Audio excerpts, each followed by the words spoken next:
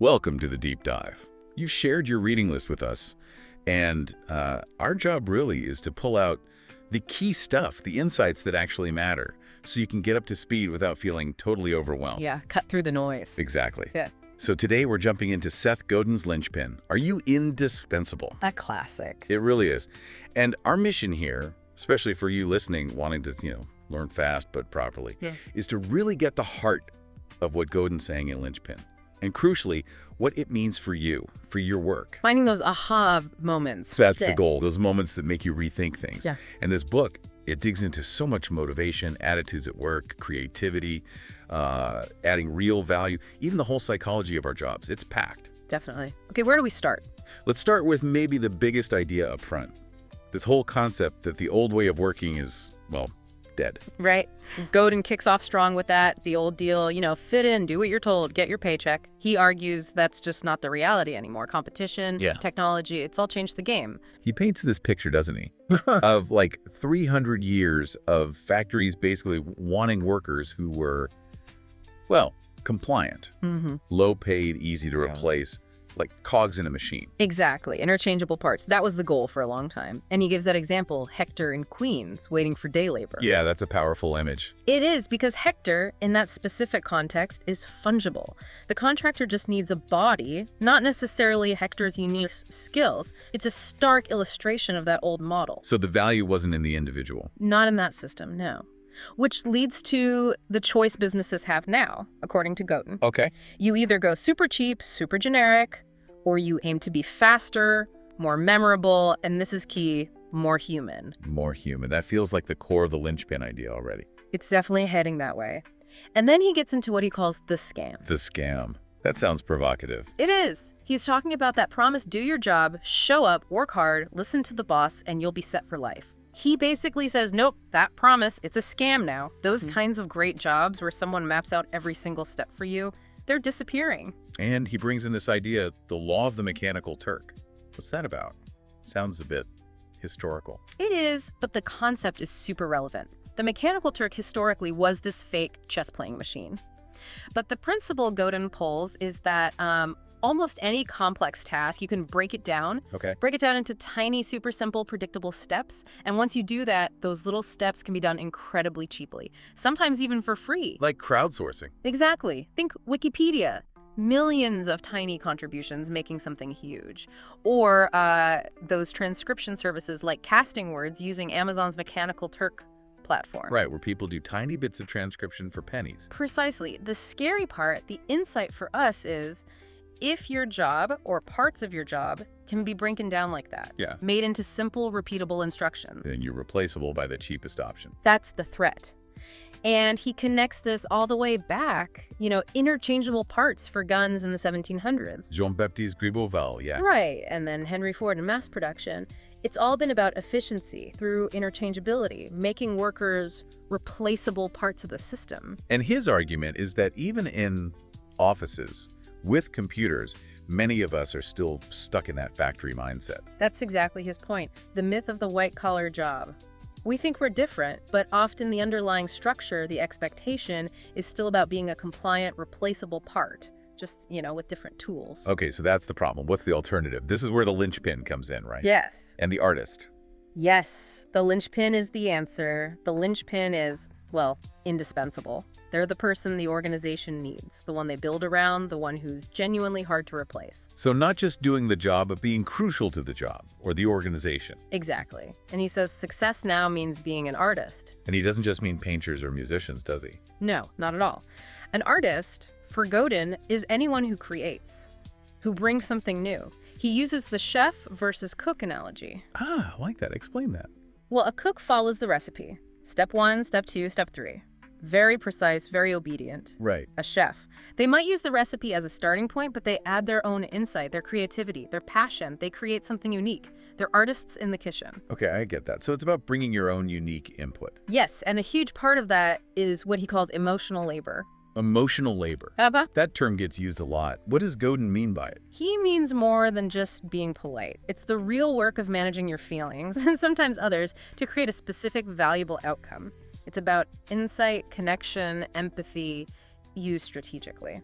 So the linchpin isn't just about technical skill. It's about these internal qualities: creativity, connection, emotional intelligence. Absolutely. It's leveraging what makes you human, not just following the manual, which leads him to critique how we often get, well, trained out of being linchpins. Trained out of it.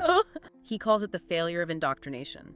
Schools, bosses, society, they often push us towards conformity. They drum the genius, that unique spark, out of us, trading it for what looks like stability. Wow, that's quite a statement. So we learn to be mediocre. Kind of harsh, but yeah, that's the implication. Mediocre obedience, he says, is learned, not genetic.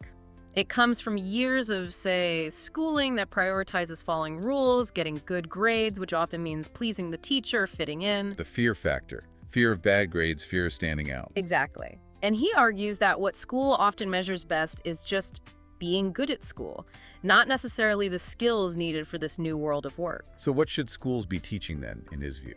Two main things, he reckons: how to solve interesting problems and how to lead. Problem solving and leadership, not just following instructions. Right. Those are the skills that build linchpins. The ability to think, to connect, to guide, not just execute. Okay, this makes sense. So becoming indispensable. It's not about some magic talent. Not necessarily. He's clear. Linchpins aren't always glamorous. Brilliance comes in bursts. Even the most amazing people do ordinary stuff a lot of the time. The difference is they have those bursts and they bring a different level of engagement, of art, to their work consistently. And he makes that point about mediocrity being exhausting, Yeah. right? Trying to just stay average. Yeah, that really hit home for me. That constant low-level anxiety of just trying to blend in, hoping you don't get noticed for the wrong reasons. He says that's way harder, ultimately, than pouring your energy into doing great work. Great work has its own rewards, even if it's challenging. Exactly. Now, he does add a nuance.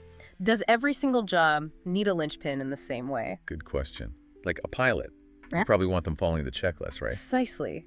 He contrasts that with, say, someone writing direct mail copy. There, creativity, breaking the mold, that is the job. It's about context. Okay. But even in roles with strict procedures, there's still room for linchpin qualities. Definitely. Leadership, mentoring, improving the process, seeing the bigger picture. He gives the example of Rick Wagoner at GM versus Alan Mulally at Ford, Oh, yeah. Wagoner knew cars inside out, but couldn't steer the ship through the storm. Mulally came from outside, focused on leadership, on empowering people, on changing the culture. He helped Ford navigate without just relying on old maps. teaching people to live without a map.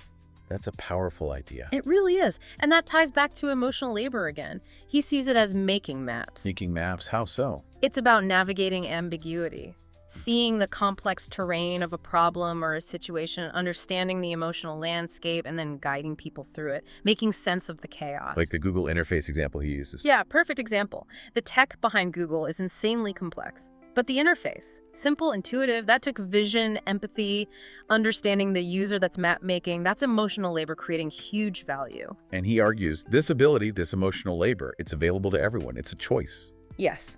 It's not some innate gift only a few have. It's a skill, an approach that anyone can cultivate. And it's a huge competitive advantage because it's hard to automate. Which brings us back to art. Let's Yeah. nail down his definition again. What makes something art in the linchpin sense? Okay, so art for Godin is basically anything that's 1, creative, 2, passionate, 3, personal, and 4, it changes the recipient. It makes an impact. So the medium doesn't matter. Could be code, a presentation, customer service. Exactly. It's the intent and the impact. Are you bringing bravery, insight, creativity? Are you challenging things? Are you putting yourself into it? He contrasts Bob Dylan pouring his soul out with, like, an anonymous corporate memo writer. While one is personal, risky, aims to connect and change, the other is functional. Right. Art is a personal gift that creates change. That's the essence. Okay, gift. You mentioned that before.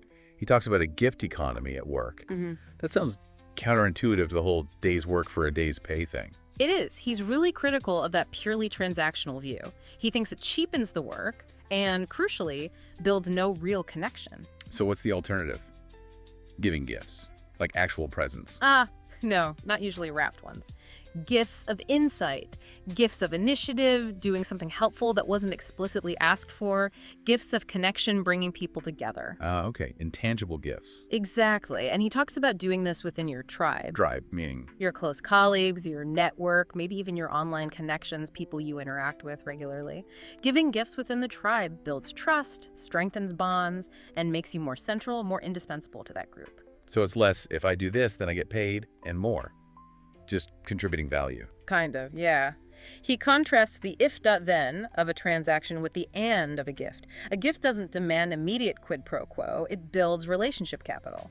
And he connects this to Metcalfe's law. Network effects, right. The value increases with connections. Precisely. More connections, more gifts flowing, the whole network gets stronger, more valuable for everyone. He even breaks it down into 3 circles. True gifts for close friends, selling your high-value art to those who really get it, and then freely giving to your wider online tribe, your friendlies. Okay, that makes sense. But doing all this, being creative, giving gifts, standing out, it sounds scary, which I guess is where the lizard brain comes in. You got it. The resistance. The lizard brain is Godin's term for that primal part of us focused on survival. Fight or flight. Basically, fear, hunger, anger, safety, status. That part of the brain hates risk. It wants us to stay safe in the caves, not stick our necks out doing art. So it's the voice telling you, don't publish that blog post, people might laugh, or just keep your head down, don't suggest that weird idea. Exactly that. He lists the symptoms. Procrastination, anxiety about new projects, endless networking but never doing anything, cynicism, starting committees instead of acting. Sound familiar? Painfully so sometimes. Yeah. And he mentions the Cult of Done manifesto, just get it finished, get it out there, stop aiming for mythical perfection, which is often just the lizard brain stalling. Because perfectionism is a form of fear. Often, yes. And he warns about the internet being like, crack cocaine for the resistance. Ooh, strong words. Why? Because it's an infinite source of distraction. Easy clicks, notifications, endless scrolling, perfect ways to avoid the hard work of actually creating and shipping. Shipping. That's a key term for him, isn't it? Yeah. Getting it out the door. Crucial. Art isn't art until it connects with someone. You have to ship. He also talks about thrashing the importance of working through the messy, uncertain bits early in a project. Don't save the hard problems for the end when the resistance is strongest. Yeah, right. And dealing with the anxiety that comes with it, that grateful dread idea, seeing anxiety not as something to eliminate, but as a sign you're actually pushing boundaries, befriending it almost. Okay, so overcoming resistance is key. Then he talks about seeing clearly. Prajna. What's that about? Prajna is about seeing reality as it truly is, without wishful thinking or fear clouding your judgment. The linchpin, he says, sees clearly and brings passion. So it's not being detached, but seeing the truth and still engaging. Exactly. He contrasts the linchpin with the zealot, passionate but blind.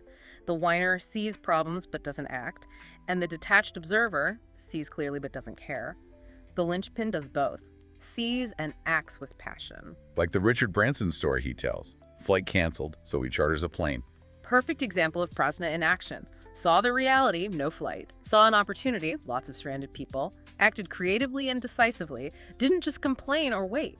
So it's about recognizing the truth, even uncomfortable truths, and acting on it, not getting stuck on how things should be. Yes, and not getting overly attached to outcomes you can't control. See clearly, act meaningfully. Which leads nicely into the specific abilities he lists for Linchpin. There were 7, right? Yep. Let's see if I can remember them. Providing a unique interface connecting people or ideas. Delivering unique creativity. Managing complex situations. Leading customers. Inspiring staff. Okay. 2 more. Right. Deep domain knowledge, but we know leadership is often more important, and possessing a truly unique talent or perspective. And the key point is that these aren't necessarily God-given talents. No, he calls them superpowers, but emphasizes it's something you choose to do, to develop, to give. It's about the choice to stand out rather than fit in. Because being just slightly remarkable, trying to be average plus, that's not enough anymore. It's a losing strategy, he says. You have to commit. Linchpins are made, not born. It's about self-determination. Which brings us full circle to the power of giving your art. That seems to be the final core message. Absolutely. Serious artists, in his definition, they never stop giving. The whole book boils down to find your art, that unique thing you can bring, and give it generously. Make a difference. And the barrier isn't usually lack of opportunity, It's the choice. The choice to overcome the lizard brain, the choice to ship, the choice to connect, the choice to be generous with your insights and creativity. In a world of easy replication and interchangeable jobs, that gift of art, insight, initiative, connection, that's what makes you indispensable. That's the heart of Linchpin. Embrace the artist, give the gifts, make yourself indispensable. So as we wrap up this deep dive into Linchpin, the message is pretty clear. Find that inner artist, figure out what unique gifts you have to offer ideas, connections, initiatives, and start giving them. That's the path to becoming indispensable today. So maybe the question to leave folks with is, what's one specific factory mindset habit, just following orders, trying to be invisible, that you could consciously challenge in your own work this week? Ooh, good one. And maybe how can you inject a little more of your personal art into what you do, starting small? Yeah. Where can you make that small gift? Take that small initiative. It starts there. Definitely some powerful stuff to think about. Thanks for digging into this with me.